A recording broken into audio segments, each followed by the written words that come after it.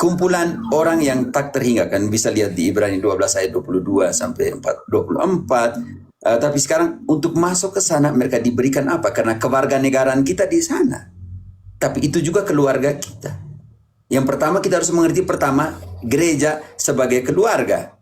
Oke? Gereja sebagai keluarga. Ini penting sekali. Di dalam Efesus, siapa yang lebih cepat? Efesus 2 ayat 19, Ratu engkau 1 Timotius 3 ayat 15.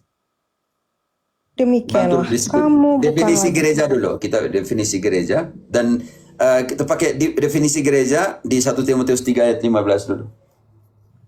Demikianlah kamu bukan lagi orang asing dan pendatang. Kita duluan definisi gereja. Ini yang kau dengar dulu. 1 Timotius 3 ayat 15 definisi gereja dulu. Jadi, jika aku terlambat, sudahlah engkau tahu bagaimana orang harus hidup sebagai keluarga Allah, yaitu yakni gereja dari Allah yang hidup. Cukup, definisi sudah di situ. Kamu harus bertingkah laku, kalian harus hidup sebagai keluarga gereja. Baca kembali situ. Jadi, jika aku terlambat, sudahlah engkau tahu bagaimana orang harus hidup sebagai keluarga Allah. Tahan dulu Ratu, ingat itu, kalian harus hidup sebagai keluarga Allah. Di matamu Ratu, di matamu itu apa yang tertulis? Kalian harus hidup berlaku sebagai keluarga Allah. Sekarang keluarga Allah itu punya nama, lanjut. Yaitu gereja dari Allah yang hidup, tiang penopang, dan dasar kebenaran. Artinya gereja adalah keluarga Allah. Sekarang kita sudah tahu definisinya. Keluarga Allah ini punya persekutuan dengan orang kudus atau tidak? Sekarang baru ke Efesus 2 ayat 19. Demikianlah kamu bukan lagi orang asing dan pendatang, melainkan kawan sewarga dari orang-orang kudus dan anggota-anggota keluarga Allah. Artinya gereja adalah keluarga Allah. Di situ anggotanya siapa saja? Kita dan orang kudus. Sekarang orang kudus ada di mana? Mereka pergi ke mana? Matius 27 ayat 52. Mereka pergi ke mana? Dan kuburan-kuburan terbuka dan banyak orang kudus yang telah meninggal bangkit.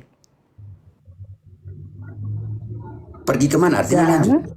Dan sesudah kebangkitan Yesus, mereka pun keluar dari kubur, lalu masuk ke kota kudus dan menampakkan diri kepada banyak orang. Mereka pergi ke kota kudus. Definisi kota kudus, Ibrani 12 ayat 22 sampai 24. Siapa yang tinggal di sana? Tetapi kamu sudah datang ke Bukit Sion, ke kota Allah yang hidup, Yerusalem surgawi, dan kepada beribu-ribu malaikat suatu kumpulan yang meriah, dan kepada gereja anak-anak sulung yang namanya terdaftar di sorga, dan kepada Allah yang menghakimi semua orang, dan kepada roh-roh orang-orang benar yang telah menjadi sempurna. Orang kudus, cukup sampai di situ dulu. Artinya orang kudus ada di mana? Surga.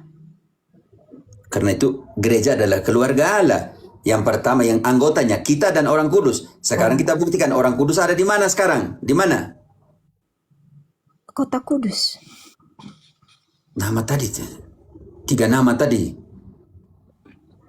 Ya sudah, kesimpulan di surga. Kamu bagaimana? Datar sudah dijawab, tidak mau ulang lagi. Yang di atas ini buat apa sih? Turun semua saja. Orang kudus ada di mana? Kesimpulan. Aduh, Alexa punya lain. Ke kota Allah, ke Yerusalem surgawi. Kesimpulan orang kudus ada di mana keluarga kita punya ini? Surga. Iya, maksud saya itu kalian jawab, bukan diam. Itu maksud saya, Ibu dan kawan-kawan. Yang di bawah saya lebih aktif kemana daripada yang di atas nih? Surga Romo. Karena itu kita bilang gereja jaya sudah ada di surga. Mereka buat apa di surga? Wahyu 19 ayat 1. Kemudian daripada waktu itu aku mendengar seperti suara yang nyaring dari himpunan besar orang banyak di surga, katanya, Haleluya, keselamatan dan kemuliaan dan kekuasaan adalah pada Allah kita. Gereja mulia atau gereja Gereja jaya. Iya. Itu yang pertama, keluarga kita punya di surga orang kudus, gereja jaya, gereja mulia.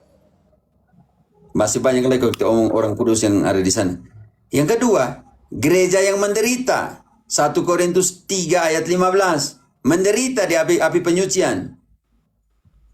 Jika pekerjaannya terbakar, ia akan menderita kerugian, tetapi ia sendiri akan diselamatkan, tetapi seperti dari dalam api.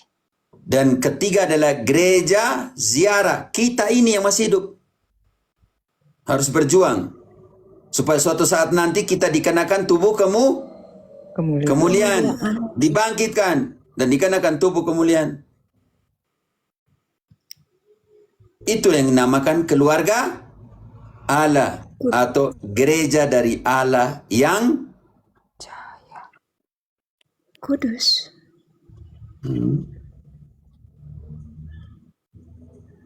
Dan untuk itu kemuliaannya harus diberi di mana? Ratu. Efesus 3 ayat ke-21. Kemuliaan kepada Allah diberikan di mana? Ratu, lebih cepat. Efesus 3:21. Ya, sebab Bukan itu. Bagi Segala Dia kemuliaan. Biar Bagi dia. Dia. Ini saya tahan kalau saya bilang dia. bagi Dialah kemuliaan di dalam gereja dan di dalam Kristus Yesus turun-temurun sampai selama-lamanya. Amin. Itu bukan di tempat lain. Di dalam gereja yang dia dirikan. Begitu Ibu.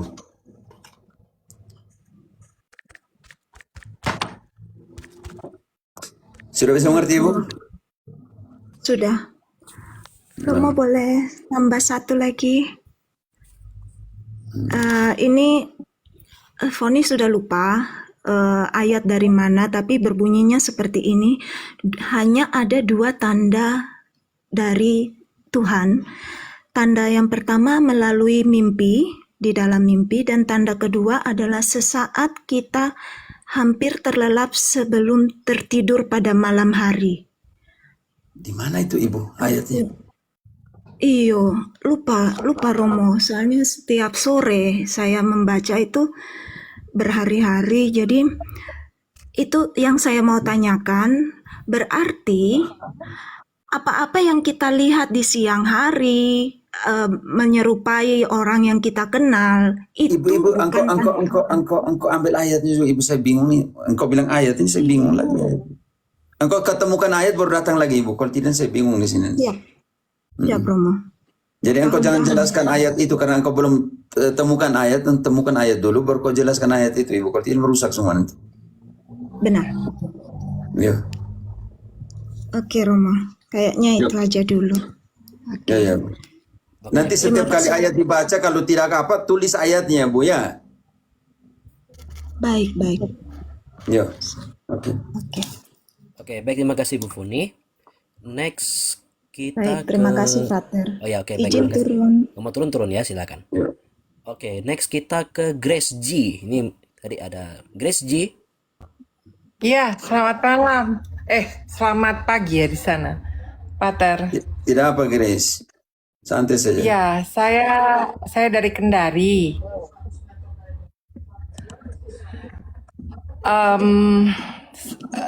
Saya mau minta penjelasan untuk 2 hal. Tapi yang pertama tadi sudah ditanyakan oleh Dendi dan Ibu sebelumnya tadi tentang mendoakan orang meninggal. Kemudian saya mau nyambung sedikit mengenai tradisi Tionghoa. Kami ini kalau ziarah kubur itu ada tradisi membawa makanan dan juga membakar kertas. Bahkan bukan kertas aja, Pater. Kadang-kadang kita bakar itu juga apa? Baju. Bukan. Baju, terus perhiasan, ya kayak gitu-gitulah. Kulkas, rumah, mobil gitu kan. Itu tradisi.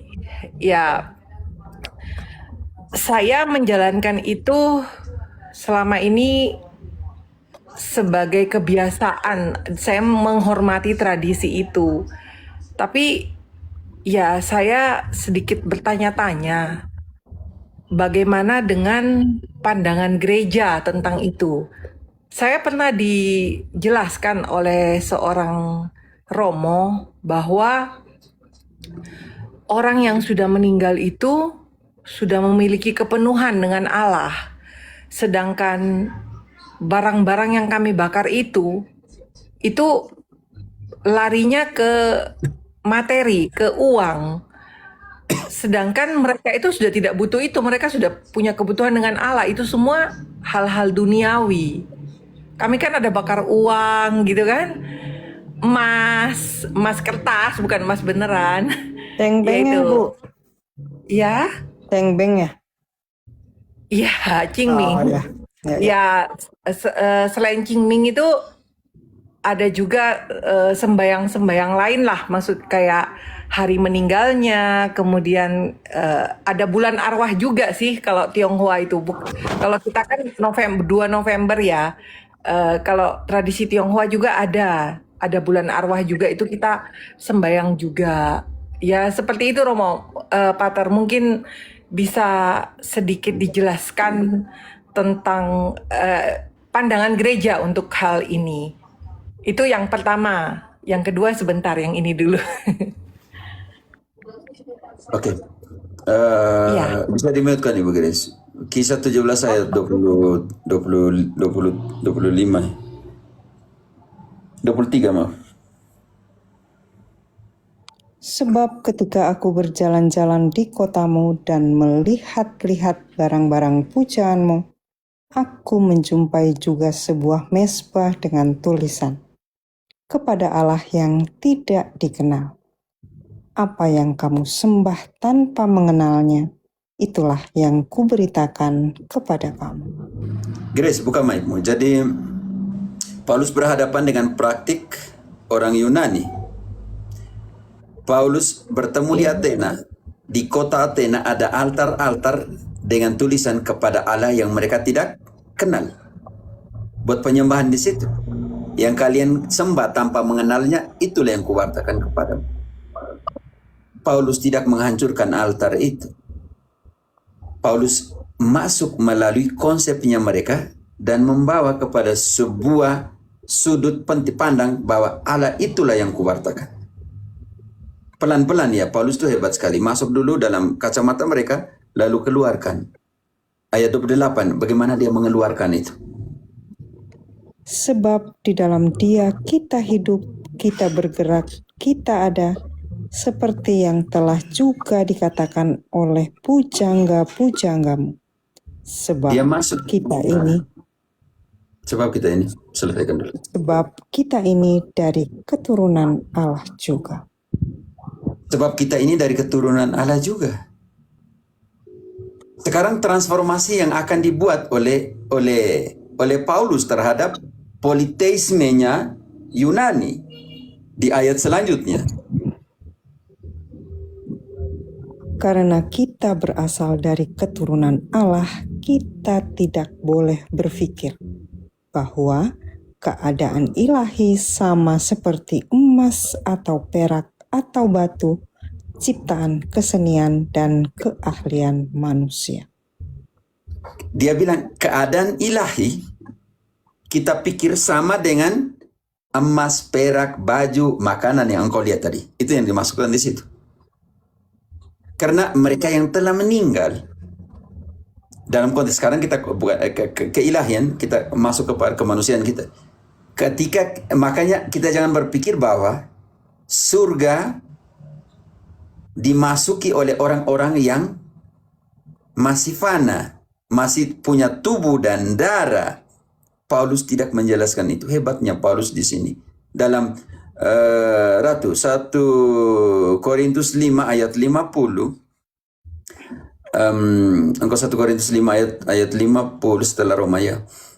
Ide saya engkau siapkan Filipi 3 ayat 20. Kita ke 1 Korintus 5 ayat 50 dulu. Bu, sekarang pelan-pelan bagaimana Paulus hebat sekali. Paulus tadi bilang yang ilahi itu, engkau masih di 29 kata tadi, yang ilahi itu tidak bisa diapakan oleh pikiran kita yang materi. Indri bantu dulu 29-nya tadi. Karena kita berasal dari keturunan Allah, kita tidak boleh berpikir bahwa keadaan ilahi sama seperti emas atau perak atau batu, ciptaan kesenian dan keahlian manusia. Keilahian itu tidak bisa disamakan dengan itu. Grace, itu engkau harus pikir dulu itu. Oke. Karena apa? Karena yang fana, daging dan darah tidak menjadi bagian dalam kerajaan surga. Ratu, 1 Korintus 5:50. Maaf Romo, 1 Korintus 5 ini sampai ayat 13 saja. 1 Korintus 15. Maaf. Oh ya, saya sebut 5 tadi ya. Oh ya, saya yang salah.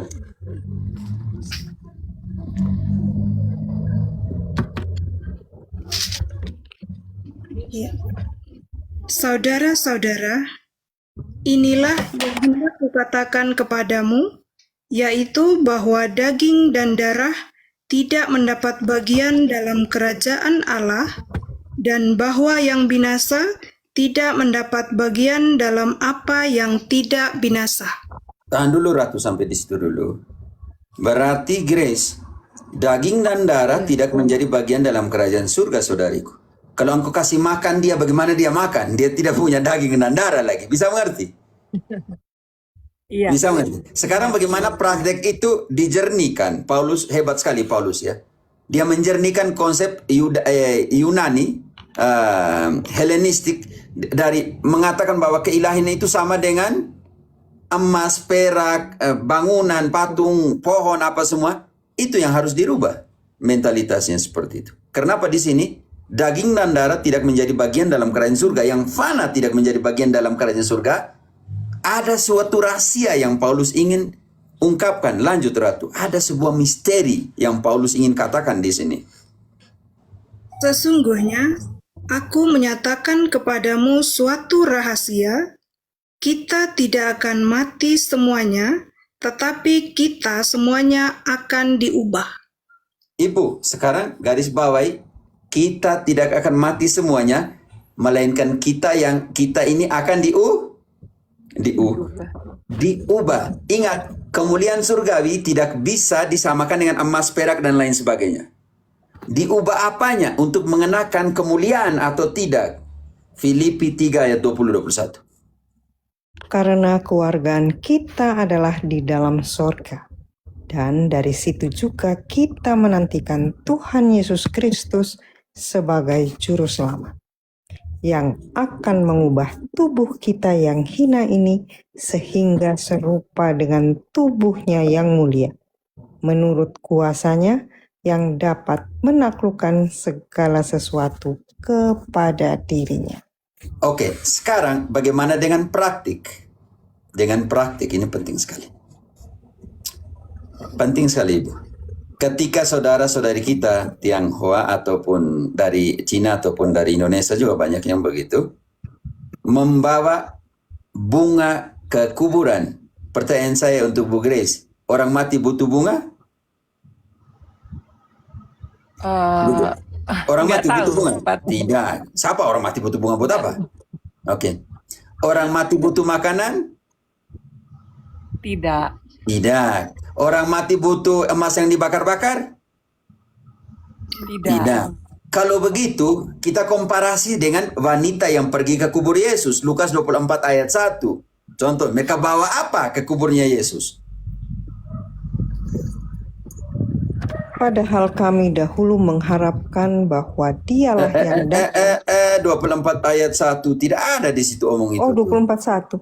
Tetapi pagi-pagi benar pada hari pertama minggu itu, mereka pergi ke kubur membawa rempah-rempah yang telah disediakan mereka. IDC dengan baik, bukan ayat 21. Kau baca ayat 21 bagaimana? Oke. Baca kembali ayat 1-nya. Tetapi pagi-pagi benar pada hari pertama minggu itu, mereka pergi ke kubur membawa rempah-rempah yang telah disediakan mereka. Ibu Grace, perempuan itu menyediakan rempah-rempah? Mahal loh. Zaman itu. Pertanyaan saya, Yesus butuh rempah-rempah? Tidak. Tidak. Karena itu mereka bawa rempah-rempah sebagai ekspresi dari rasa cinta mereka, beri yang terbaik untuk Yesus. Makanya di sini konsepnya harus dirubah.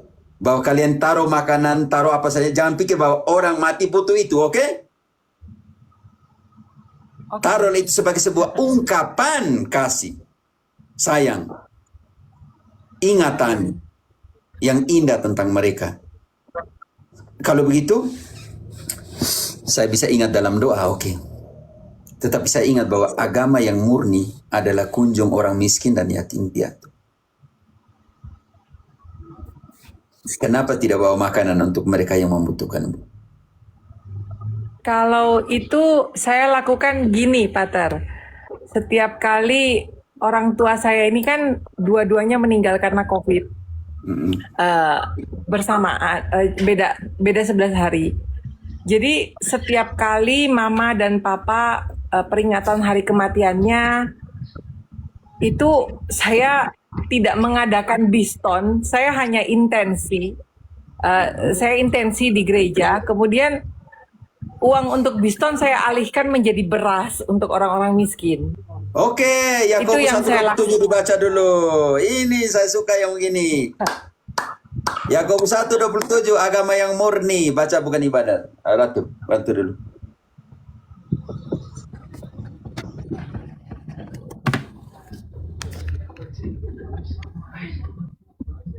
Yakobus 1:27. Ya. Yakobus 1 ayat 27, ibadah yang murni dan yang tak bercacat di hadapan Allah Bapa kita ialah mengunjungi yatim piatu dan janda-janda dalam kesusahan mereka dan menjaga supaya dirinya sendiri tidak dicemarkan oleh dunia. Ratu, kau garis bawahi dengan pensil di kitab suci. Kau tulis R di situ, kau tulis A di situ. Karena saya sudah jelaskan ribuan kali. Di situ tuh agama yang murni. Tolong semua yang Katolik, garis bawah di situ tulis A supaya kalian tahu ketika ibadah itu diganti dengan A. Karena ibadah di situ harus punya 3 unsur: altar, imam, dan persembahan. Karena itu di situ aslinya agama yang murni. Tolong supaya setiap kali kalian baca lain kali kalian sudah tahu bahwa di situ agama bukan ibadah. Ya, sorry Romo. Saya ulangi. Agama yang murni dan yang tak bercacat di hadapan Allah Bapa kita ialah mengunjungi yatim piatu dan janda-janda dalam kesusahan mereka dan menjaga supaya dirinya sendiri tidak dicemarkan oleh dunia. Ibu ubah itu bilang, Tuhan, kalian punya kultur begini, tapi izinkan saya ya Tuhan, uang yang harus dibawa ke sana, saya ganti itu dengan beras untuk mereka yang miskin, yatim piatu dan janda yang membutuhkan. Oke, Grace? Iya, Pater. Yang ini juga, Pater, waktu Grace, kalau ada hal-hal yang sedikit ke sana lebih sensitif yang engkau tidak bisa ungkapkan sih, engkau DM saja. Ada sesuatu yang engkau tidak bisa ungkapkan di sini, saya harus hargai itu. Oke, lanjut. ya waktu 7 malam dan 7 malam dan 40 harinya itu saya buat ini, Pater, monstran.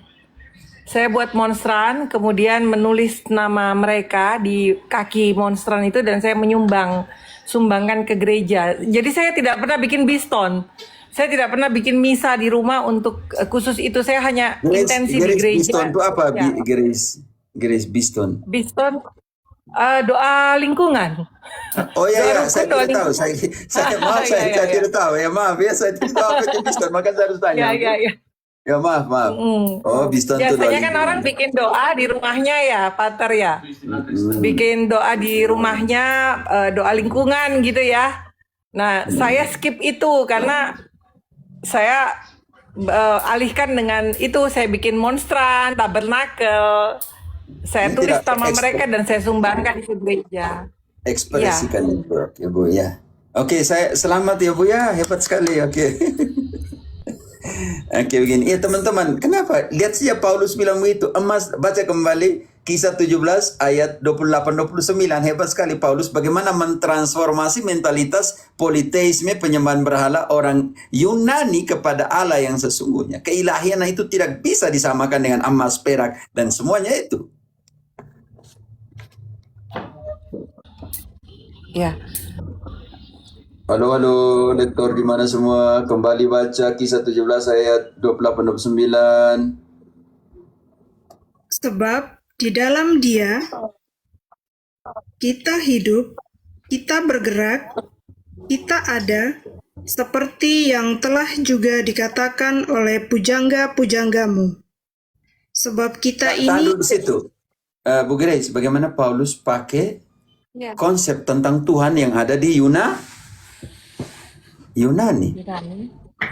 Seperti yang dikatakan oleh pujangga-pujanggamu, seperti yang dikatakan oleh kearifan lokalmu, oleh budayamu, oleh kulturmu yang berpikir seperti itu. Hebat sekali Paulus. Sebab, bantu, lanjut. sebab kita ini dari keturunan Allah juga. Karena kita berasal dari keturunan Allah, kita tidak boleh berpikir bahwa keadaan ilahi sama seperti emas atau perak atau batu, ciptaan kesenian dan keahlian manusia. Dengan tidak memandang bagi zaman kebodohan, maka sekarang Allah memberitakan kepada manusia bahwa di mana-mana semua mereka harus bertobat. Oke.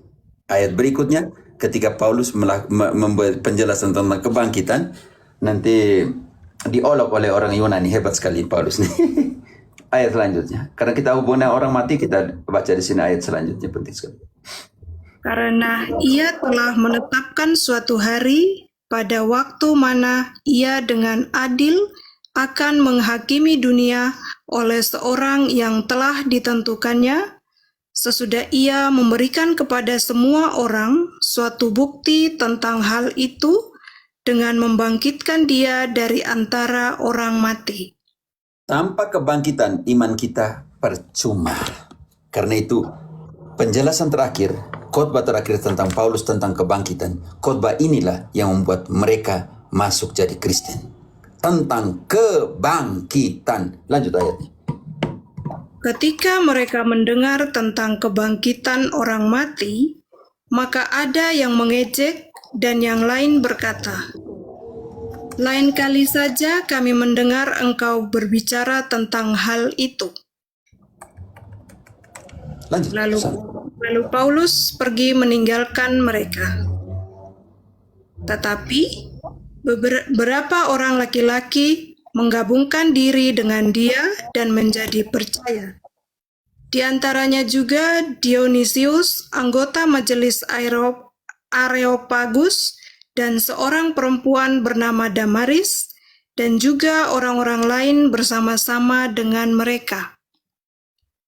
Oke, karena itu IDC 1 Korintus 15 ayat 14. Tadi kita omong tentang kehidupan kekal dan semua di ayat 50. Tanpa kebangkitan iman kita sia-sia. Iya. 1 Korintus 15:14. Tetapi andai kata Kristus tidak dibangkitkan, maka sia-sialah pemberitaan kami dan sia-sialah juga kepercayaan kamu. Haleluya. Karena itu, kalau tidak mendoakan orang mati, engkau tidak punya pengharapan akan kebangkitan. Menurut Makabe. Karena kita mau mereka bangkit, maka kita mendoakan mereka. Karena ketika Kristus tidak mati, sia-sialah pemberitaan kami dan sia-sialah iman kalian.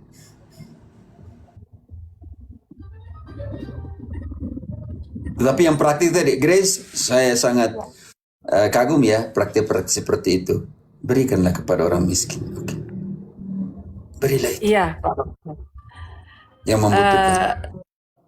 Iya. Tapi kalau saya tetap menjalankan tradisi itu, Maka saya bilang kalau berdosa. kamu pergi antar di sana, jangan pikir bahwa nenek moyang kita, bapak mama kita makan itu.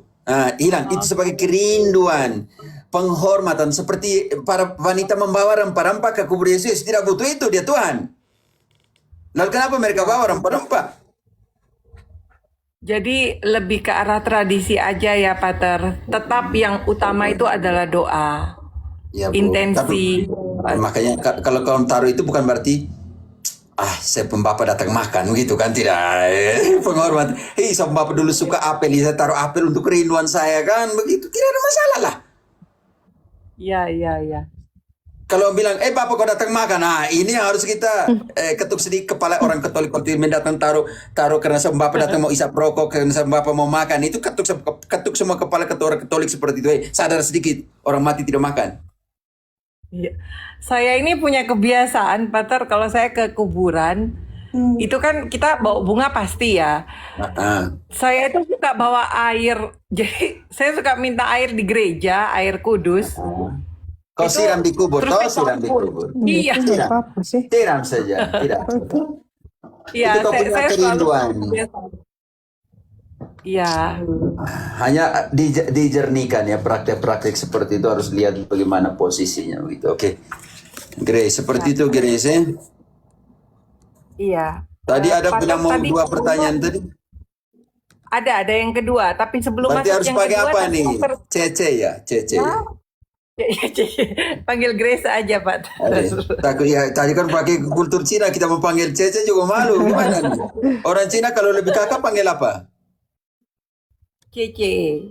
Cece. Saya Kalau tidak lebih tahu adik, saya dengan Pater kakak siapa ya. Kalau adik itu Meme. Meme tidak penting dia laki-laki atau perempuan. Oh no, Perempuan. kalau Meme itu untuk perempuan, kalau laki-laki Titi. Pasti Grace lebih kakak. Dari suaranya kelihatan sedikit tua, tidak. Saya usia 43, Pater. Berarti saya harus dipanggil kalau dia harus dipanggil kakak. Saya harus panggil Koko. Meme. Apa sih Meme ya? Mimi. Saya 45 berarti saya lebih tua. Ya. Oke, yang kedua anjuran teman-teman yang di bawah, tolong ya. Yang berhak untuk mengatakan kepada lektor tuh saya yang di atas, kalian tidak usah hakimi lektor. Kan nggak ada hubungan. Kalau kamu hakimi lektor, kamu naik baca di sini saja. Ini lektor sudah kena marah dari saya, kalian marah lagi. Kalian ada hak apa di bawah? Iya, ya saya sudah marah pada lektor di atas, kalian marah lagi di bawah. Kalian, kalau itu kalian naik ke sini yang tukang kritik lektor itu. Jadi marah double-double. Apalagi Pak. Iya, begitu ada yang tahu ini marah, lektor gini turun saya ke purgatorium saya. Kamu naik ke sini tuh kalau itu kena marah sedikit. Kalian pikir gampang, buka sana sini cepat itu. Ya. Oke. Ya saya sendiri kagum sih sama lektornya, kok cepet banget dapatnya ya. Saya lagi membayangkan mereka buka e-Katolik gitu. Bukan, mereka pakai kitab suci di tangan, Ibu. Oh, luar biasa. Ibu tidak dengar Ya, kertas ya, tadi bunyi, kalau bunyi kertas tadi. Tapi bukan Ya, kertas ya, ya. uang yang dibakar, Oke. Ya, yang kedua, Pater. Saya pernah ada ada video TikTok saya ini sebenarnya jarang main-main kayak gini. Saya sendiri nggak pernah ikut live kayak gini. Ini baru pertama kali, jadi saya agak bingung. Tadi Pater bilang kalau ada yang private di DM, saya tuh bingung mau DM kayak gimana ya caranya. Saya nggak ngerti, nggak pernah ikut live-live gini. Oh, ibu kalau Baru tekan lihat di situ di profilnya saya ada yang bilang kirim pesan. Nah, itu yang kirim pesan itu, yang DM itu yang kirim pesan namanya. Oh, oke. Ya nanti saya coba Di lihat. profilnya saya ada yang situ ada kirim pesan. Oh, kalau ada yang sesuatu yang tidak bisa diungkapkan, rahasia apa semua teman-teman, kalian juga harus jaga kalian punya privasi, oke? Ini penting sekali ya. Nah, ada sesuatu yang tidak terungkapkan, nggak boleh jadi konsumsi publik. Itu yang saya maksudkan. Ya. Ini ada yang tulis kiri atas profil. Oh, ditekan pesan. Oh, oke begitu. Iya, nanti setelah pertanyaan saya yang kedua, setelah turun saya akan coba. Yang kedua, Pater, saya pernah lihat video TikTok tentang orang yang menertawakan isi ayat kitab suci Matius 10 ayat 34. Baca dulu, kita baca. Setiap Ya. sebut ayat baca ya Bu ya. Iya. Lektor Matius, jangan Jangan marah kamu karena marah menyangka. terus. Sebentar dulu. Jangan Lektor kamu jangan marah ya. menyangka. Ide saya Apa tuh? santai dulu kena. Santai dulu. Tulis di bawah Matius 10 34. Iya.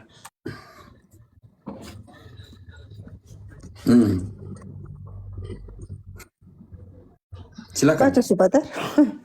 Jangan kamu menyangka bahwa aku datang untuk membawa damai di atas bumi. Aku datang bukan untuk membawa damai, melainkan pedang.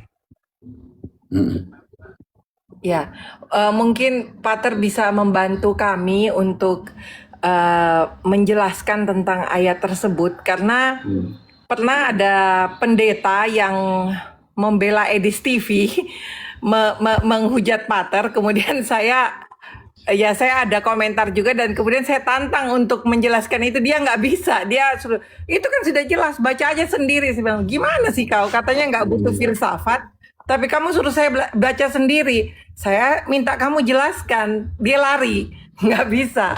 Makanya Tapi ingat bahwa kita kalau Pater, ya, konteks itu omong tentang pedang yang digunakan dalam peperangan, Ibu.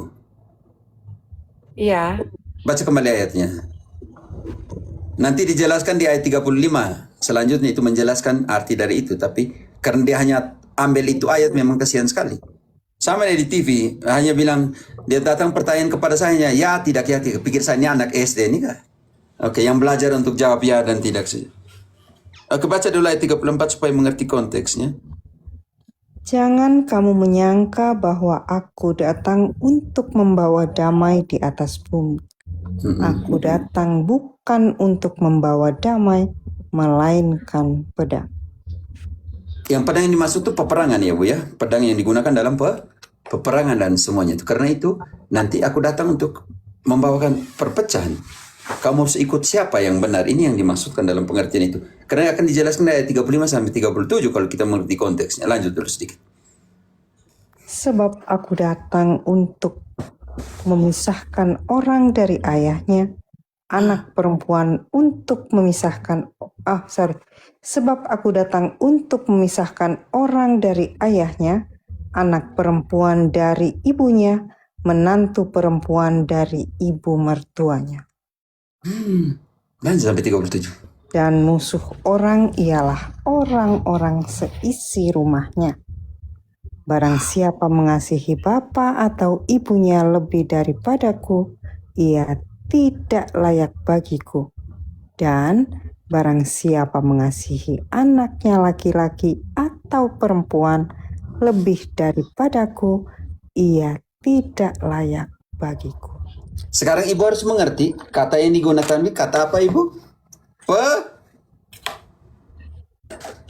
Ibu, pedang, kata yang digunakan adalah kata pedang, Baca kembali 34. Pedang itu tugasnya untuk memisahkan.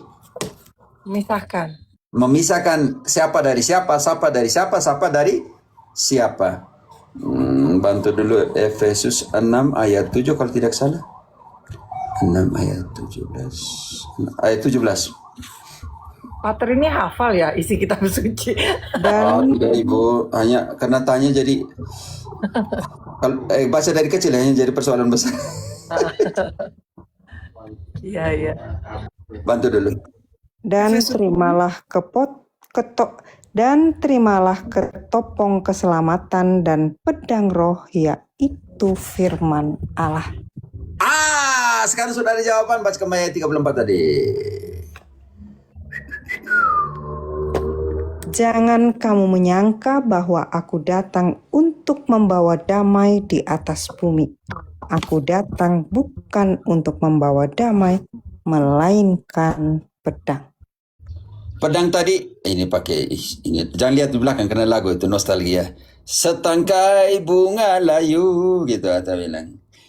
Pelukan terakhir di situ. Cinta berakhir dalam pelukan. Itu lagu yang itu. Oke Ibu. Tadi di Matius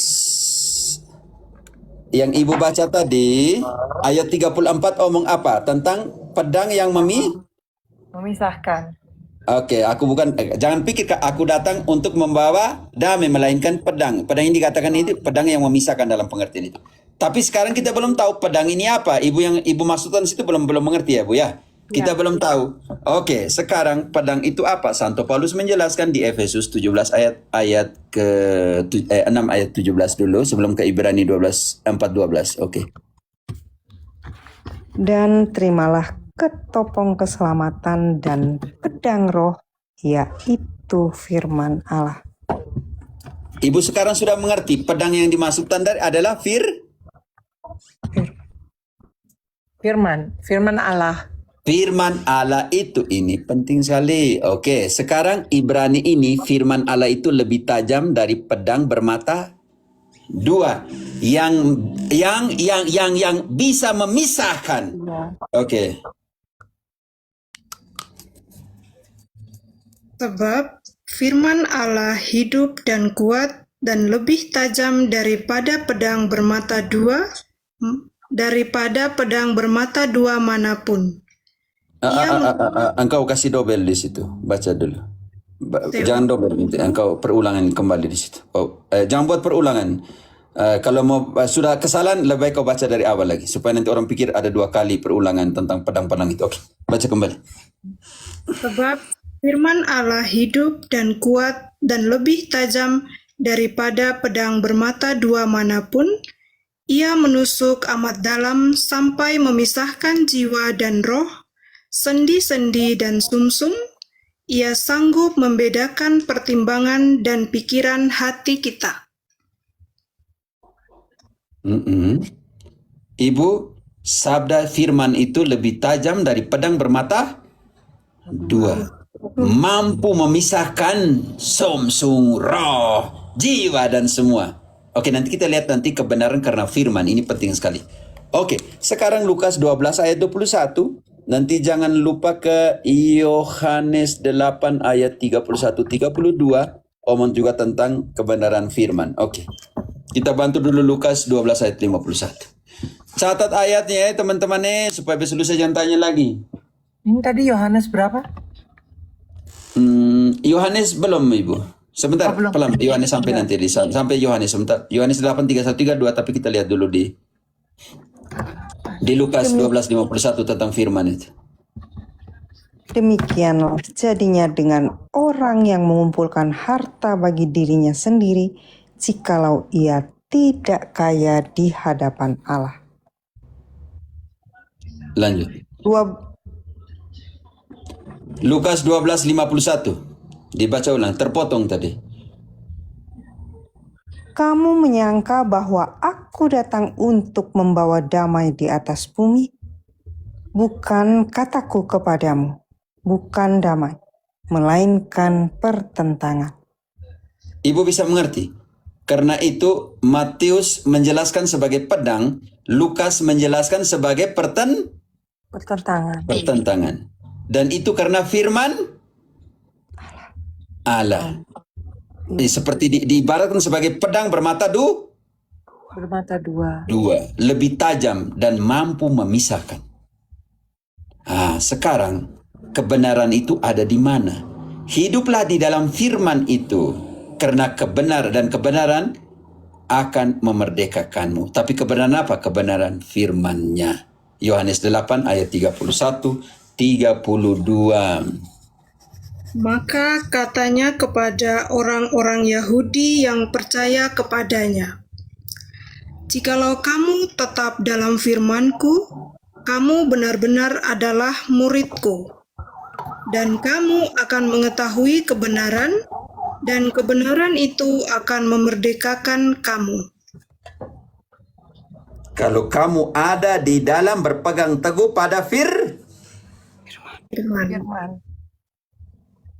Jadi ibu, yang pendeta yang bela Edis tadi tidak mengerti. Ya emang dia nggak mengerti karena dia kabur.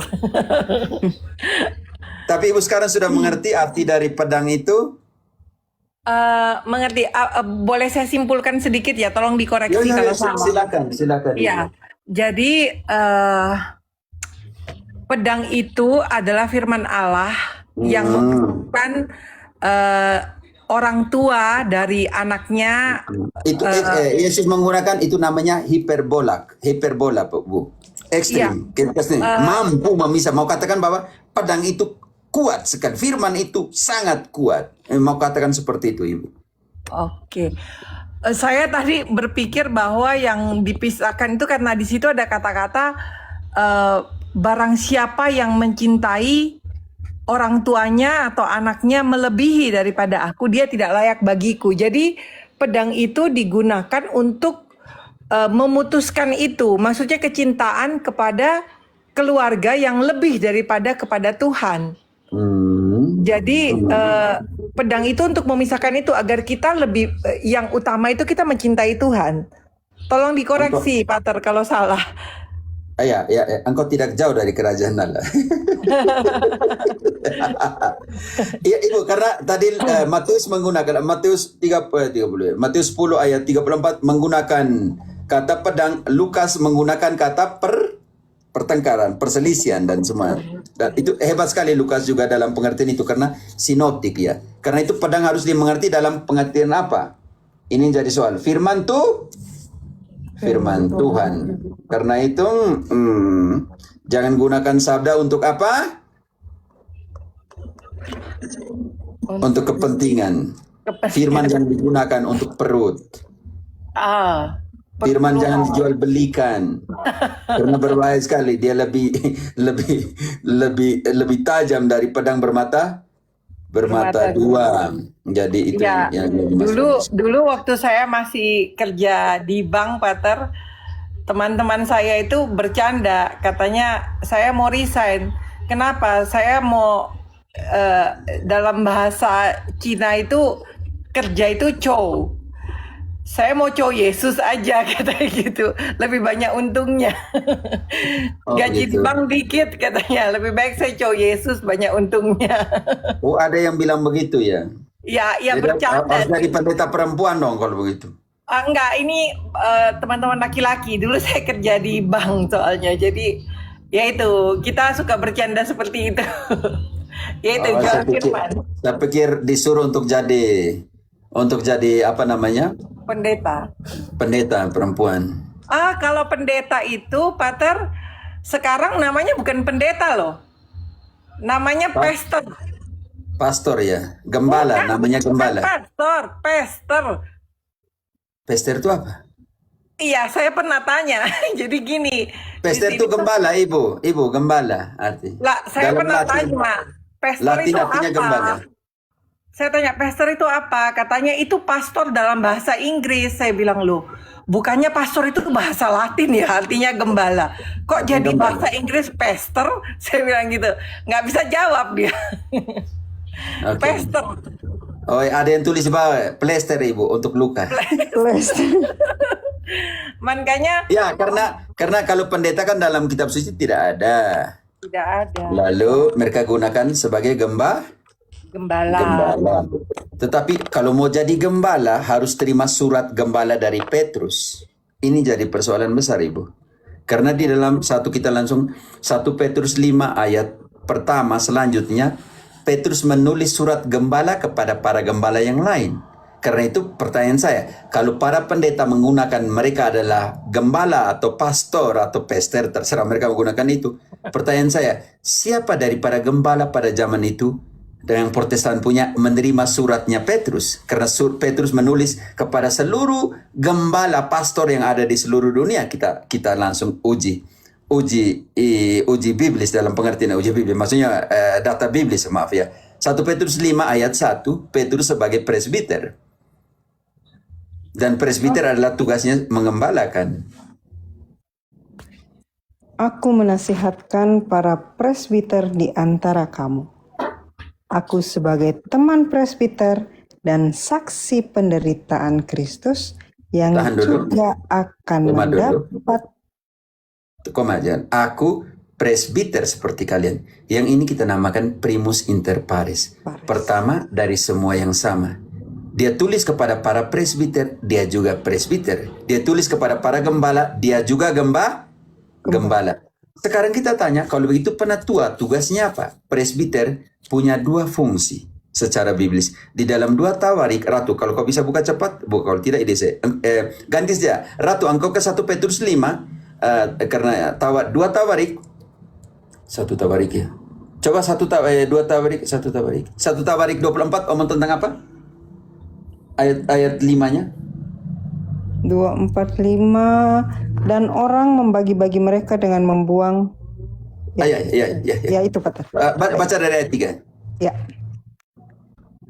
Daud Sekarang tugas dari seorang presbiter, oke. Di situ nanti ada 24 penatua atau presbiter di dalam Yudaisme. Dan itu mereka adalah imam dan gembala. Pemimpin Allah dan pemimpin spiritual. Ini penting sekali. Pemimpin liturgi. Oke, bantu dulu ayat 3-nya. Daud bersama-sama Zadok dari Bani Eleazar dan Ahimelek dan Bani Itamar membagi-bagi mereka menurut jabatan mereka dalam penyelenggaraan ibadah. Oke, dibagi dalam penyelenggaraan ibadah. Oke, lanjut. Lalu ternyata bahwa di antara keturunan Eliezer ada lebih banyak kepala kaum daripada di antara keturunan Itamar. Ayat 5-nya. Sebab itu orang membagi-bagi mereka sebagai berikut. Untuk Bani Eliezer 16 orang kepada Puak, tetapi untuk Bani Itamar 8 orang kepala Puak. Mereka kan keturunan Lewi. Oke, lanjut. Ayat 5-nya. Dan orang membagi-bagi mereka dengan membuang undi tanpa mengadakan perbedaan. Sebab ada pemimpin-pemimpin kudus dan Garis dulu. Satu. pemimpin Karena mereka pemimpin liturgi, maka mereka adalah pemimpin-pemimpin kudus. Itu penting sekali. Ayat 5 ini dibaca ulang. Karena para penatua ini punya dua fungsi. Pemimpin kudus dan pemimpin apa? Dan orang membagi-bagi mereka dengan membuang undi tanpa mengadakan perbedaan. Sebab ada pemimpin-pemimpin kudus dan pemimpin-pemimpin Allah, baik di antara keturunan Eliezer maupun di antara keturunan Itamar. Oke, ayat 7. Mereka ada berapa kelompok? Ayat 7, kelompok pertama. Undian yang pertama jatuh pada Yoyarib, yang kedua pada Yedaya. Tidak, saya hanya butuh pertama, lalu engkau yang terakhir langsung ke ayat ke-24 turun ke bawah ke 18 ya, 18. Yang ke-23 pada Delaya, yang ke-24 pada Mazia. Jadi orang Yahudi punya 24 penatua. Mereka adalah pemimpin liturgi, ibadah, dan mereka adalah pemimpin Yahweh, artinya gembala, pengembalaan, administrasi, dan semuanya itu. Karena itu dalam kasus contohnya nih, contohnya engkau baca di ayat 8-nya, ya, saya butuh kelompok ke-8. Kelompok ke-8 itu sebentar 9. Yang ke-7 pada Hakos, yang ke-8 pada Abia. Abia. Garis bawah yang ke-8 pada Abia. Sekarang kau lari ke Lukas 1 ayat 5. Zakarias masuk dalam kelompok apa sebagai imam? Pada zaman Herodes Raja Yudea adalah seorang imam yang bernama Seorang apa? Zakaria. Seorang apa? Seorang imam yang bernama Zakaria dari rombongan Abia. Karena itu penatua presbiter adalah Imam. Dari golongan ke-8 Zakaria punya, yaitu golongan Abia. Yang mereka punya tugas, setiap golongan itu punya 2 kali sip dalam setahun. Golongan Abia yaitu pada akhir September, awal Oktober. Nanti disitulah dari dasar ini yang kita baca penentuan Natal. Yang ini memang akan tidak dijelaskan oleh seorang pendeta karena dia tidak tahu. Oke, sangat biblis. Oke, Bu. Jadi kita kembali. Tadi saya omong tentang apa ya, Bu? Imam di sini menikah nggak yang dimaksudkan tadi itu? Menikah? Imam Yahudi menikah. Oh, oke. Imam-imam Katolik awal di dalam pengertian ada ritus timur yang menikah, Ibu. Ya, Petrus kan punya istri ya. Tidak dikatakan Petrus punya istri, hanya di Injil Ada mengatakan dia punya mertua. Oke. Ya. Ya. Jadi karena sangat berbeda. Jadi mereka bilang sola scriptura tadi menyimpulkan apa yang mereka. Kalau sola scriptura kan harus tertulis bahwa Petrus punya istri, selesai. Ya. Ini cuma punya mertua. Kan begini, ada yang mungkin sudah meninggal dia tetap punya mertua kan?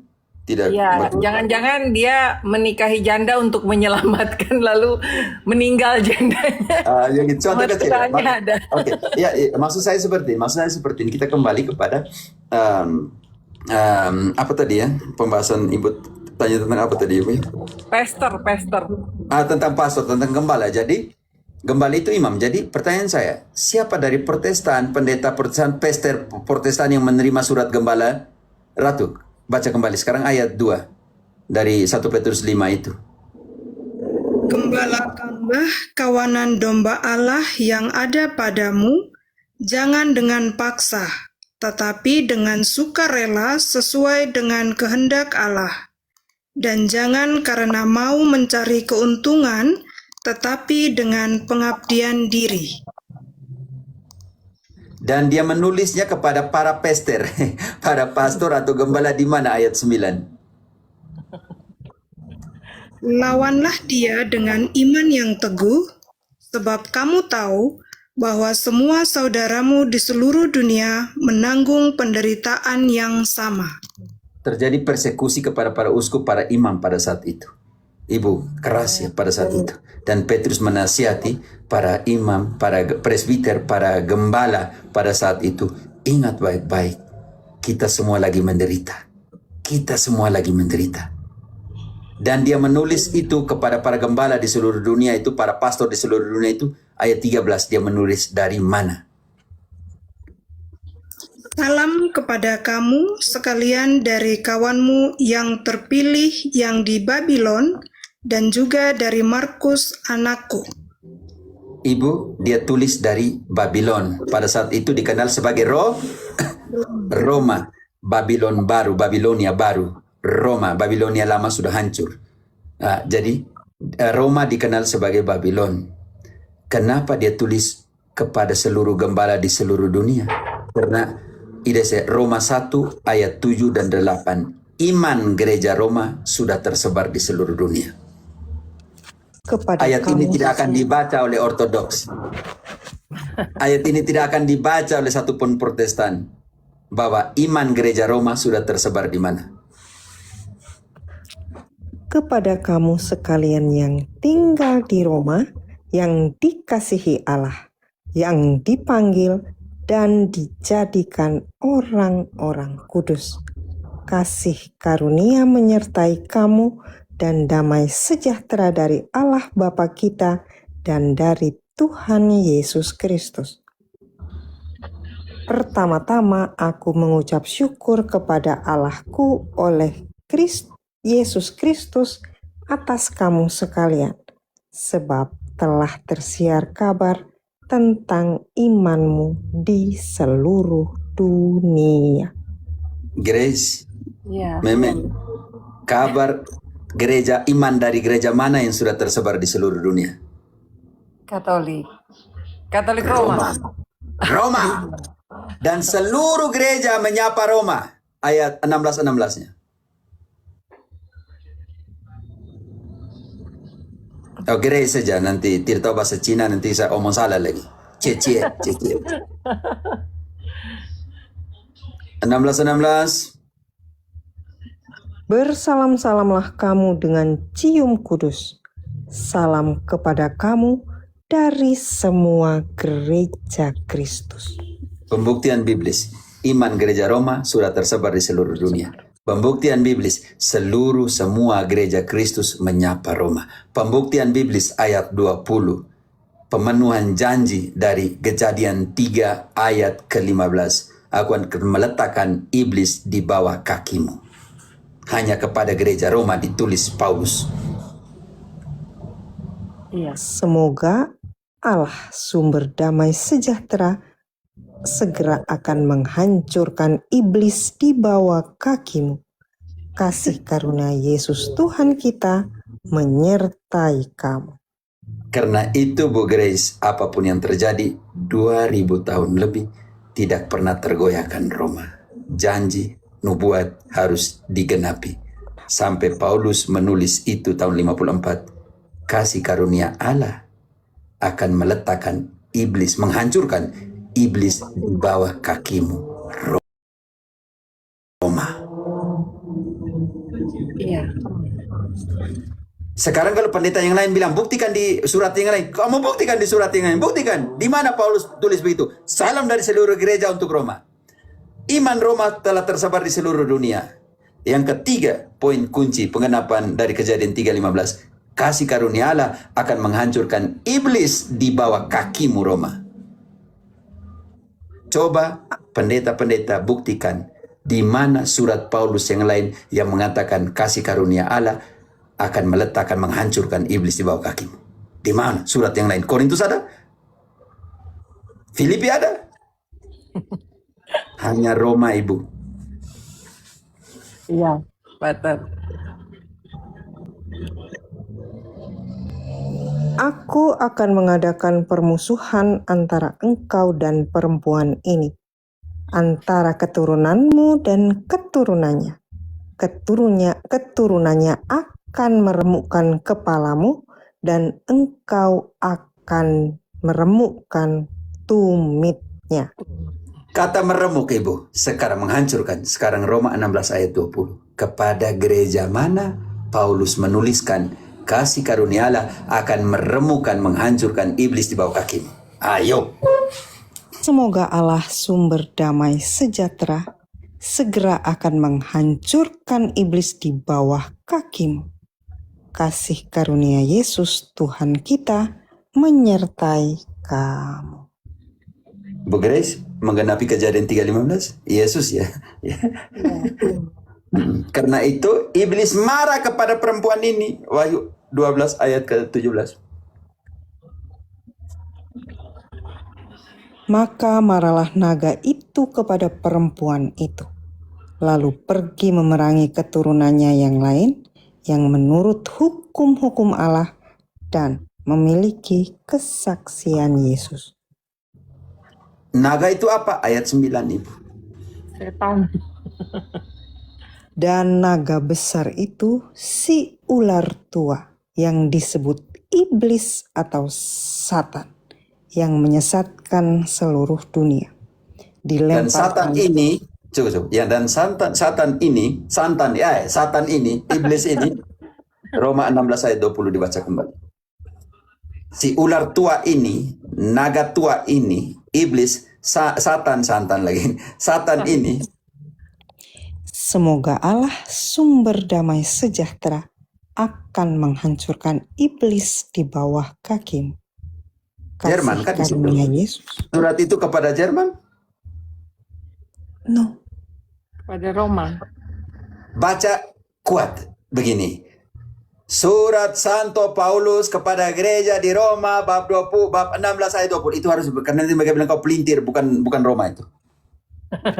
Surat Paulus kepada umat di Roma 16 ayat 20. Semoga Allah sumber damai sejahtera segera akan menghancurkan iblis di bawah kakimu. Lebih baik saya Kasih pergi. karunia Yesus Lebih- Tuhan kita menyertai engkau. Lebih baik saya pergi ke gereja yang Tuhan sendiri percayakan kepada para rasul, dan Paulus menuliskan akan menghancurkan iblis di bawah kakimu, daripada pergi ke denominasi tidak tahu iblis yang mana yang dihancurkan di bawah kaki mereka.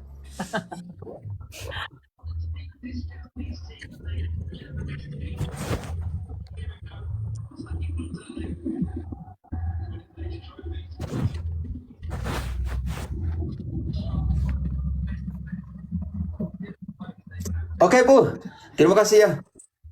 Terima Sudah. kasih banyak. Oh ya, maaf, Pater, Pak Robert. bukan Peter ya, bukan Peter, Pater. Peter yang disebut oleh siapa itu yang nanya tentang ego Emi itu, orang JO, Jesus Only. Nah, dia kan panggil Peter sampai paternya tersinggung. Dia bukan panggil Peter Petrus, bukan, tapi karena dia kebiasaan bilang Pester. Jadi dia dengar yang lain bilang Pater, dia bilang mau bilang Pater jadinya Peter karena mereka bilangnya Pester. Ya. Ya, itu. Kasihan juga mereka baru latih untuk sebut. Selama ini kan Iya. pendeta. Iya. Ya kan ganti-ganti nama sesuai kebutuhan. Ya. Pokoknya seperti bunglon nih Bu, ganti-ganti warna suka-suka. Betul. Tabis di mana, Pater? Ya. Tabis di mana, Pastor? Hah? Enggak, pastor kan bilang pastor, tabisnya di mana?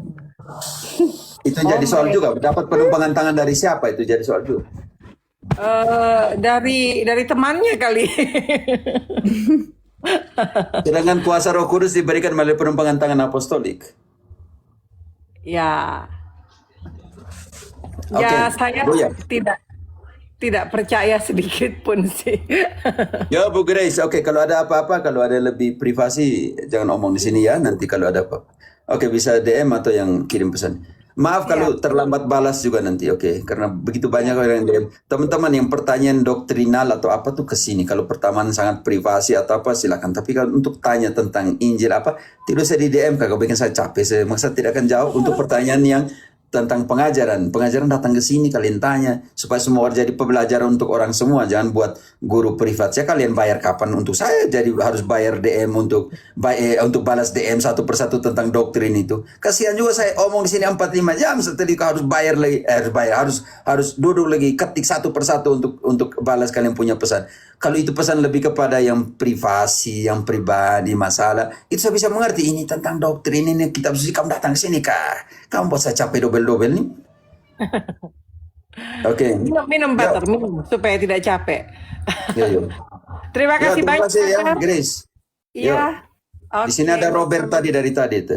Ya. Teman-teman jangan naikkan orang kok dong. Kalian moderator kalau sudah mulai jam 12 tuh kamu sudah yang terakhir sudah macam begitu. Oke. Kalau kalian naik terus nih. Ya, saya jam 12 makan siang. Jadi teman-teman moderator kamu lihat jam dulu, jam saya punya naikin semua orang nanti. Saya kesian kalau mereka sudah di atas tidak beri kesempatan kepada mereka. Tolong. Oke, sekarang Robert.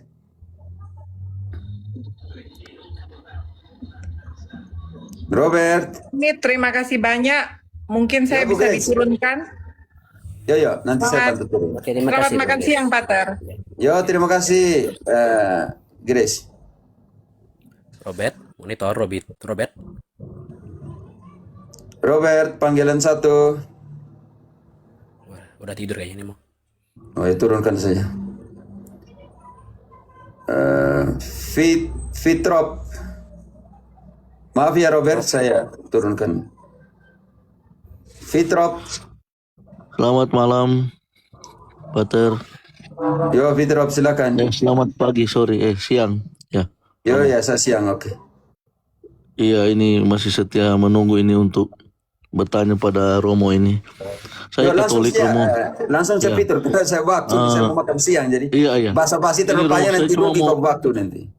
siap. Ini Romo, saya mau bertanya mengenai dosa apa ini yang tidak bisa diampuni ini, dosa menyangkal Roh Kudus ini. Mungkin bisa dijelaskan kenapa itu dosa yang memang tidak bisa diampuni.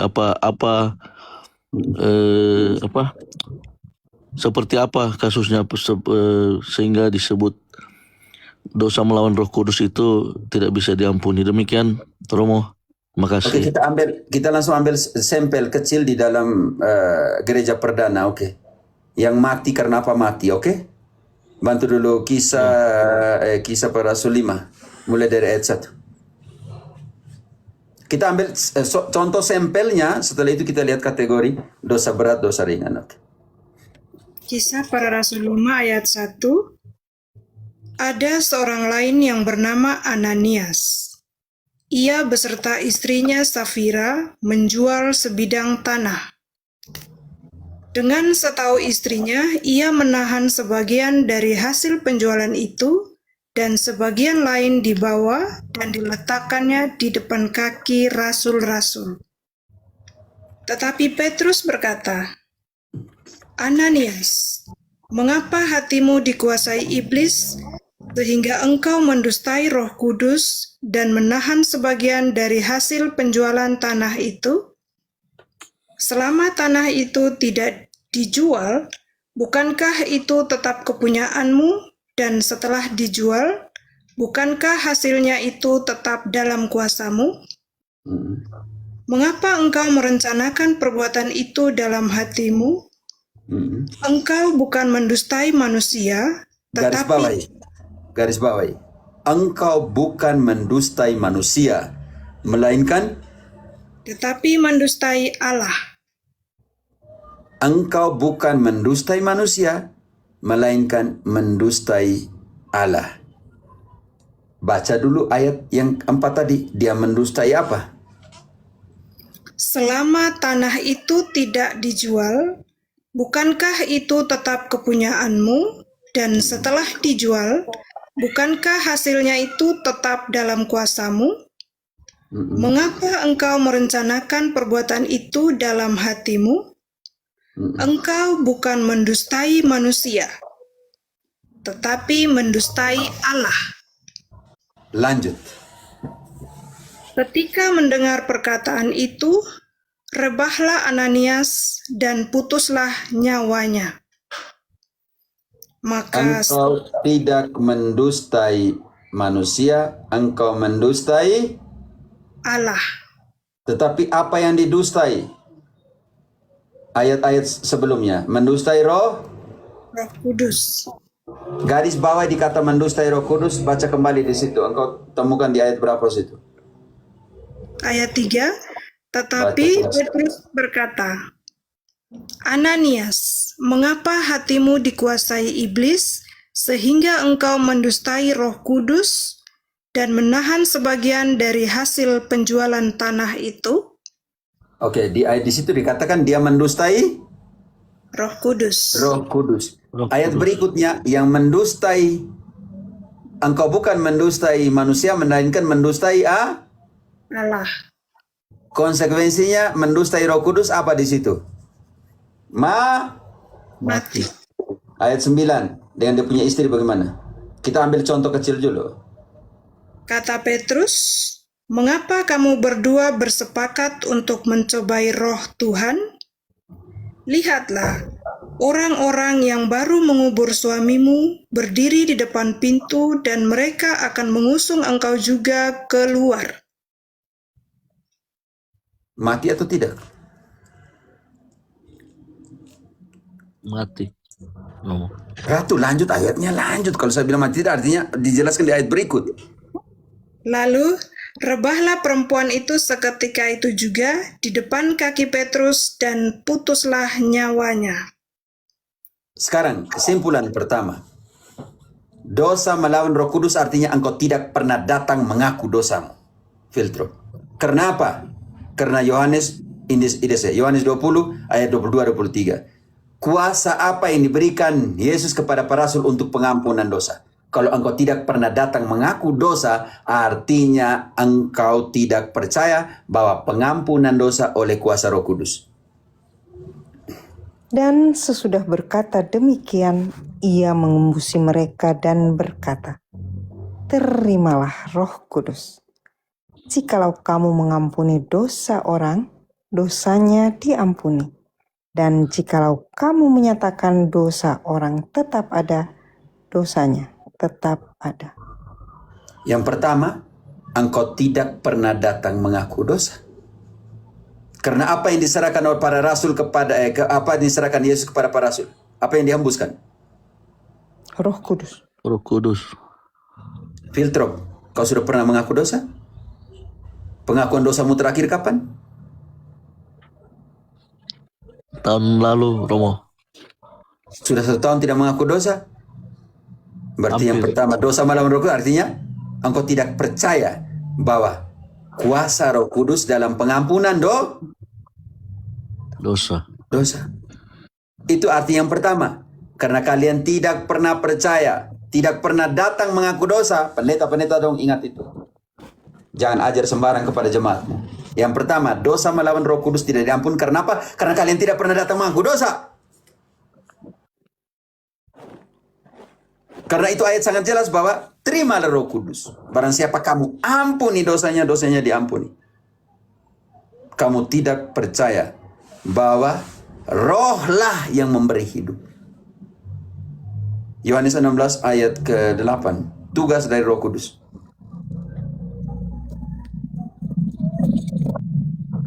Dan kalau ia datang, ia akan menginsafkan dunia akan dosa, kebenaran, dan penghakiman. Siapakah itu? Roh Kudus.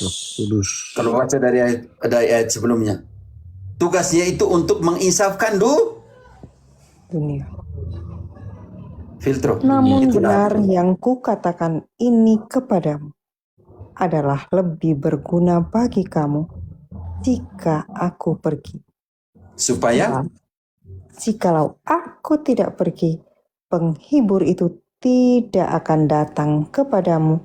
Tetapi jikalau aku pergi, aku akan mengutus dia kepadamu. ini jadi persoalan. Filikoe diselesaikan di ayat ini juga, oke? Yesus mengutus Roh Kudus. Dan tugas dari Roh Kudus, baca kembali baik-baik. 16 ayat 8. Tadi yang barusan.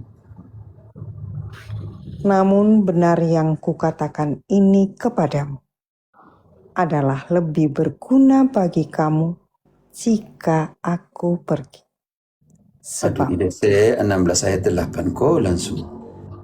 dan kalau ia datang, ia akan menginsafkan dunia akan dosa, kebenaran, dan penghakiman. Tugas dari Roh Kudus adalah menginsafi orang dari Dosa. Dosa. Karena itu dia mengutus Roh Kudus kepada para rasul. Terimalah Roh Kudus. Barang siapa kamu ampuni dosanya, dosanya diampuni. Dosa melawan Roh Kudus karena engkau tidak pernah datang mengaku dosa. Dosa melawan Roh Kudus ketika engkau suruh bilang mengaku langsung kepada Tuhan Allah, sedangkan Yesus menghembuskan Roh Kudusnya kepada para rasul. Kalian tidak percaya tugas dari Roh Kudus, yaitu menginsafi orang, menghapuskan orang dari dosanya.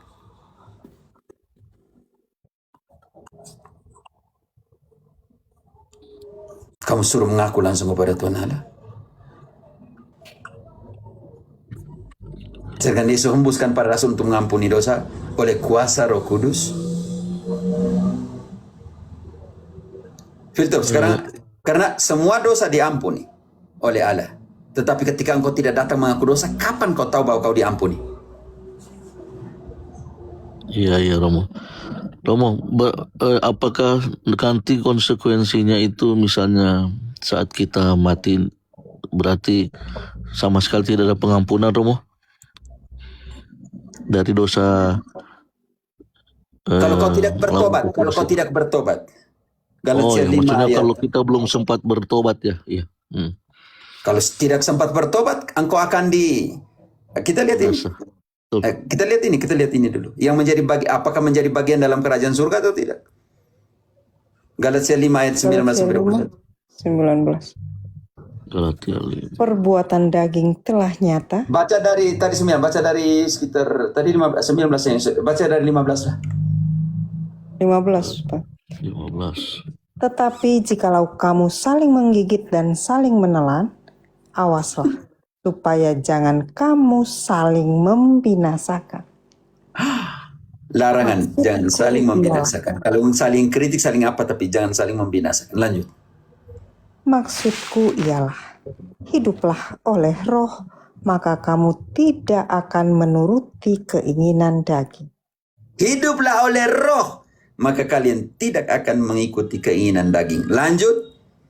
Sebab keinginan daging berlawanan dengan keinginan roh, dan keinginan roh berlawanan dengan keinginan daging, karena keduanya bertentangan.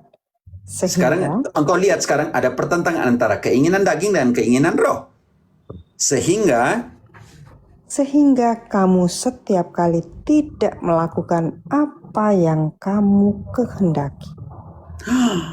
Akan tetapi, jikalau kamu memberi dirimu dipimpin oleh roh, maka kamu tidak hidup di bawah hukum Taurat. lanjut. Perbuatan Adventista daging- dengar itu. Kalau kalian masih hari Sabat, berarti kalian menurut itu adalah hukum Taurat. Adventista, ingat itu Adventista hari ke-7. Kalau kamu hidup di dalam bimbingan roh, kamu tidak hidup lagi di bawah bimbingan hukum Taurat. Hari Sabat hukum Taurat. Artinya Adventista tidak hidup dalam buah roh. Lanjut. Perbuatan daging telah nyata. Dengar baik ini. Filtro. Percabulan, 1, 2, kecemaran, 3, hawa nafsu, 4. penyembahan berhala, Garis bawah di Ratu, engkau buka Kolose 3 ayat 5. Apa itu penyembahan berhala? Oke, lanjut dulu. Ratu, Sihir. Kolose 3 ayat 5. Sihir, apa lagi? Perseteruan, apa lagi? perselisihan, Apa lagi? iri hati, Apa lagi? amarah, Apa lagi? kepentingan diri sendiri, Apa lagi? percideraan, Ada perpecahan nanti atau tidak? Lanjut. roh pemecah, Hai, Protestantisme, apa lagi? kedengkian, Dengki. kemabukan, Daging adas, dengki. Jangan buat pendeta daging adas. Tolong jangan buat statement untuk menimbulkan kedengkian. Saya hanya minta itu sih. Apalagi? kemabukan, Apalagi? pesta pora, dan Dan lain sebagainya. Sekarang tahan dulu, kita harus lihat ayat berikutnya penting sekali 21. Ratu, apa itu penyembahan berhala? Kolose 3 ayat 5. Karena itu, matikanlah dalam dirimu segala sesuatu yang duniawi, yaitu percabulan, kenajisan, hawa nafsu, nafsu jahat, dan juga keserakahan yang sama dengan penyembahan berhala. Filtro, engkau sudah tahu 5 hal itu yang jadi penyembahan berhala? Yang barusan dijelas? Oke, sekarang ayat 21. Yang melakukan perbuatan-perbuatan daging itu kalau tidak bertobat, maka tidak menjadi bagian dalam kerajaan Allah. Terhadap semuanya itu kuperingatkan kepadamu, seperti yang telah kubuat dahulu, bahwa barang siapa melakukan hal-hal yang demikian, ia tidak akan mendapat bagian dalam kerajaan Allah. Karena itu Filtro, penting sekali pengakuan dosa. Supaya berjuanglah, perbuatan daging dihilangkan. Berjuang, saya tahu kamu kita jatuh bangun, saya juga jatuh bangun, jatuh, mengaku dosa. Dan berjuang untuk hidup di dalam buah-buah roh. Ayat 22-nya. Tetapi buah roh ialah kasih, sukacita, damai sejahtera, kesabaran, kemurahan, kebaikan, kesetiaan, kelemah lembutan, penguasaan diri. Tidak ada hukum yang menentang hal-hal itu. Tidak ada hukum yang menentang buah roh yang kau harus hidup. Filtro, karena itu jangan lupa mengaku Mengaku dosa, Romo.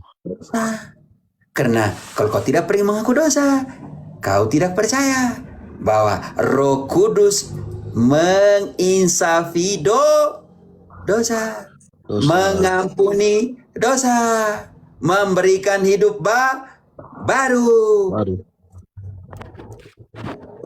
Begitu ya. Filter, saya hanya panjang sekali penjelasan belum dua Korintus dan semua. Jangan marah, hanya dari ini kau sudah bisa paham. Saya bisa paham, Romo. Memang Jangan lupa kebetulan mengaku dosa. Betapa pentingnya mengaku dosa, karena kalau kau tidak pergi mengaku dosa, Ya, Romo. artinya kau tidak percaya kerja Roh Kudus untuk menginsafi dosa, untuk mengampuni dosa. Iya, Romo, iya. Terima kasih, Romo. Pendeta yang suruh pergi mengaku. Yang pendeta yang suruh pergi mengaku kepada Allah itu ayatnya mana? Pendeta-pendeta yang suruh orang mengaku langsung kepada Tuhan tuh, mengaku di tempat tidur, mengaku di bawah pohon, mengaku di mana-mana tuh, mana ayatnya?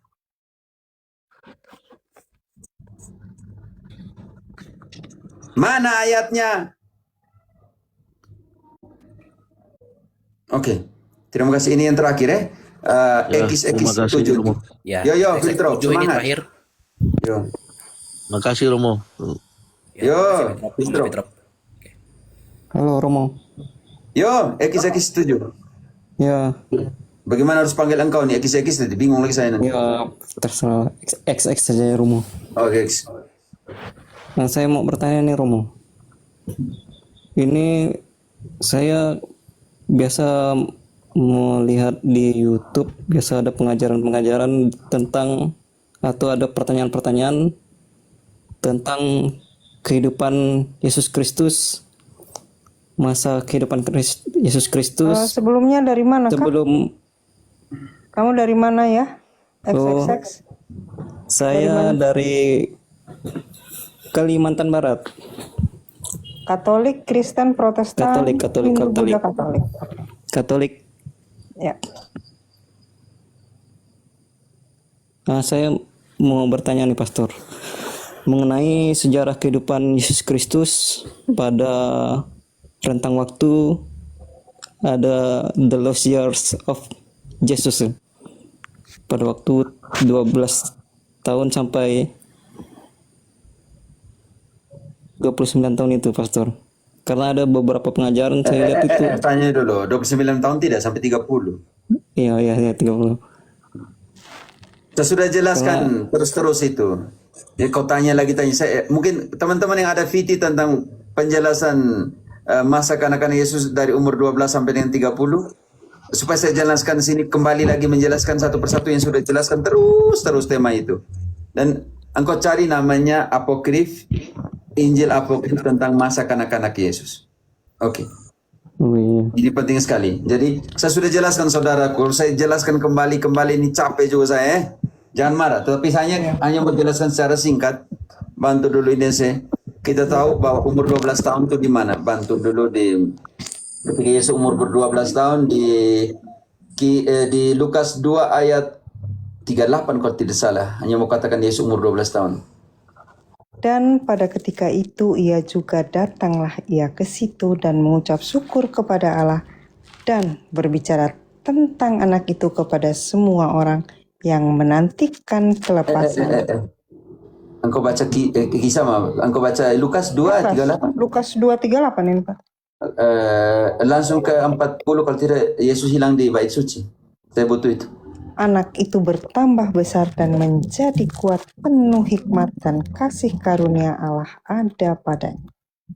Ide saya itu kau baca ayat 50-an. Saya butuh Lukas 2:40 Pak. Lukas 2:40 omong gitu. Yesus hilang, perikop Yesus hilang di bait suci. Yesus hilang ayat 44, Kak. Oh ya, 44 saya butuh di situ Yesus hilang. Oke. Umur berapa di situ? Kamu lihat di situ Kak, saya harus ingat semua ini. Iya. Makanya saya Karena bilang perikop Yesus hilang di bait suci itu yang saya butuh. karena mereka menyangka bahwa ia ada di antara orang-orang Tidak. Ya, Sebelumnya itu 44, Pater. makanya saya bilang sebelumnya itu omong tentang dia umur 12 tahun ketika dia hilang. Ya, umur 12 tahun itu di dalam bait Allah dari 41 sampai 52. Makanya baca yang di situ saya butuh yang umurnya. Yang 42 Kak, Umur 42. 12 Yerusalem. Ketika Yesus telah berumur 12 tahun, pergilah mereka ke Yerusalem seperti yang lazim pada hari raya. Data terakhir tentang umurnya Yesus ada di situ sebelum ke 30. Engkau turun sampai dengan 54. Dia bertumbuh besar di situ, saya butuh di situ. 52 Pater itu. 52, Pater, tidak ada Ya, 54. pokoknya kalian lihat situ. Oke, lihat di situ. Saya semua makan sulapar nih. Dan Yesus makin bertambah besar dan bertambah hikmatnya dan besarnya, dan makin dikasihi oleh Allah dan manusia. Ekis, di situ pernyataan Yesus makin bertambah besar. Makin bertambah besar itu butuh proses waktu atau tidak?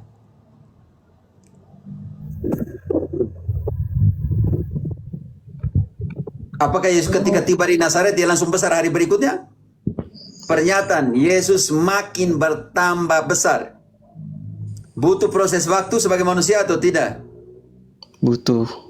Nah, dengan demikian dalam butuh proses waktu engkau harus cari tahu di dalam tradisi Yahudi. Karena tidak ditulis di dalam kitab suci. Apa yang dibuat oleh anak-anak Yahudi pada zaman Yesus umur 12 tahun selanjutnya. Ini yang harus kau bongkar. Oke? Iya. Jangan seperti Efrasoro bilang SD, SMP, SMA, tapi data biblisnya di mana? Data tradisinya di mana bilang dia SD, SMP, SMA?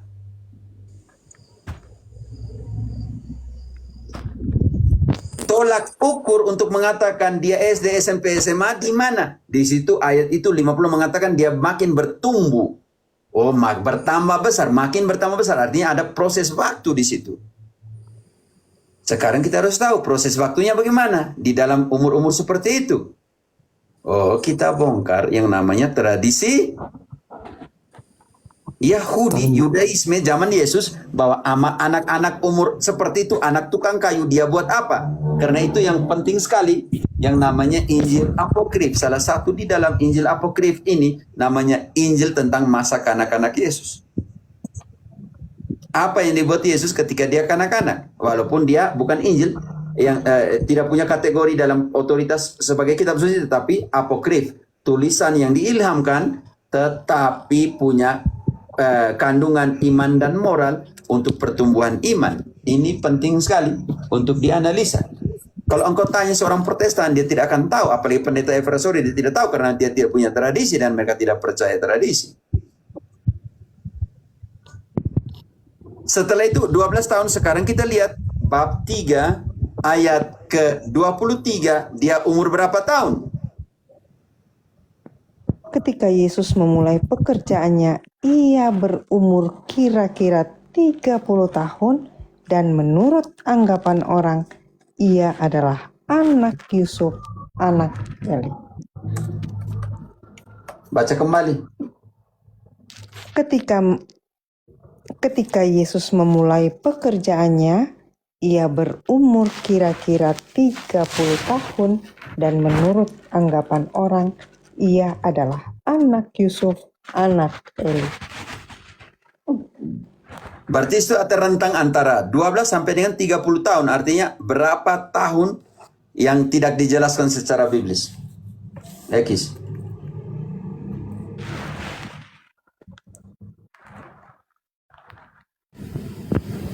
18 tahun. 18 tahun itu yang kita harus cari. Makanya engkau harus pergi yang namanya tradisi Talmud, tradisi orang Yahudi. Dia umur 10, 5 sampai 10 dia buat apa? Bisa mengerti? 12 sampai dengan 13 dia buat apa? Itu harus dimengerti. Oh, kita studi Talmud, studi hukum Taurat, dan semuanya itu harus dilihat di situ. Karena itu saya pikir di sinilah betapa pentingnya tradisi. Efrasoru, pendeta yang doktor itu, mengalami kesulitan tanpa tradisi menjelaskan apa yang dibuat Yesus dari umur 12 tahun sampai dengan 30 tahun. Maka kita harus bongkar namanya tradisi. Apa yang tradisi? Di situ. Kita harus bongkar tradisi Yahudi. Suci. Kitab suci tidak menjelaskan Yesus buat apa. Makanya engkau harus pergi ke mana? Bongkar di mana? Bongkar di mana? Tradisi Yahudi. Yahudi. Tetapi persoalan Protestan tidak ada tradisi. Mau bongkar yang mana? Kan mereka hanya sola scriptura. Karena itu pendeta Efrasoru mulai kreatif, imajinasi. Bahwa Yesus SD, SMP, SMA. Minta maaf pendeta. Engkau punya pendasaran di mana mengatakan Yesus SD, SMP, SMA? Nama sekolah dalam pengertian apa? Dari umur 10 sampai 12, Yesus namanya apa? Betalmud contohnya begitu. Umur 12 ke atas namanya apa? Ini yang harus kau jelaskan. Jangan pakai imajinasimu. Apalagi tidak, Yesus harus bekerja sebagai tukang kayu. Karena setelah itu, Yesus punya adik kandung yang lain. Mana ayatnya Yesus punya adik kandung yang lain? Oh, dia harus menggantikan. Karena menurut itu bahwa Yosef mati cepat. Kau mana ayatnya Yosef mati?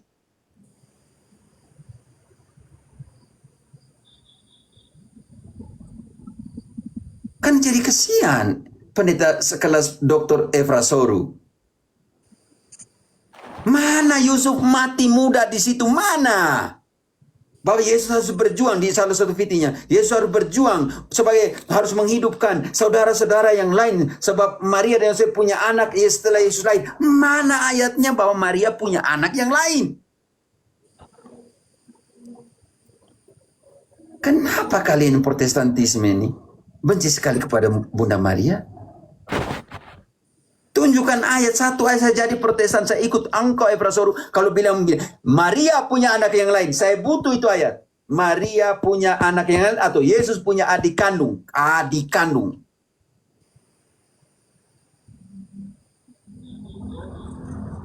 Kalian percaya seperti ini?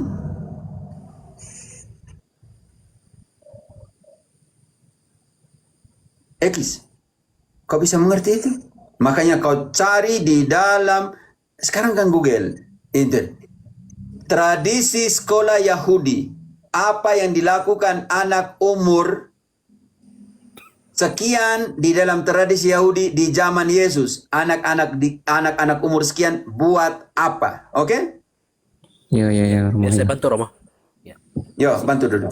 Supaya langsung, sekarang semua harus makan siang nih. ya baik. Saya pancam aja biar mudah ya, Ekis ya. Nah, nanti saya tanya ya, kamu dari paroki mana, kuskupan mana ya? Kamu kan bilang kan dari Kalbar kan? Iya. Oke. Bentar ya. Oke, baik. Saya pancam aja langsung untuk jawabannya ya. Jadi yang didasarkan oleh Romo, itu jawabannya sudah ada di sini. Nih, namanya nih, situsnya ya. Early Christian Writings ya. Tulisan gereja mula-mula. Salah satunya yang tadi Romo singgung adalah Talmud. Nih, ada. Ya. Tuh, sudah ada. Ini banyak sekali ya, referensinya banyak sekali. Tentang tulisan gereja mula-mula, salah satunya adalah masa kecil Yesus. Ada di sini. Nih, Infancy Gospel of James, Infancy Gospel of Thomas. Tuh, sudah ada.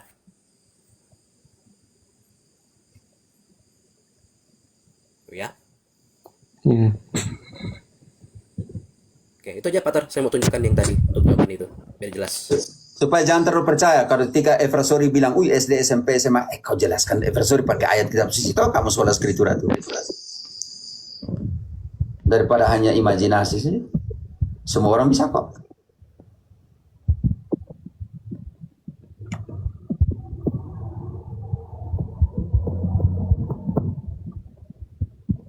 Kamu dari paroki mana? Ekis? Ya, dari Sungai Pinyu.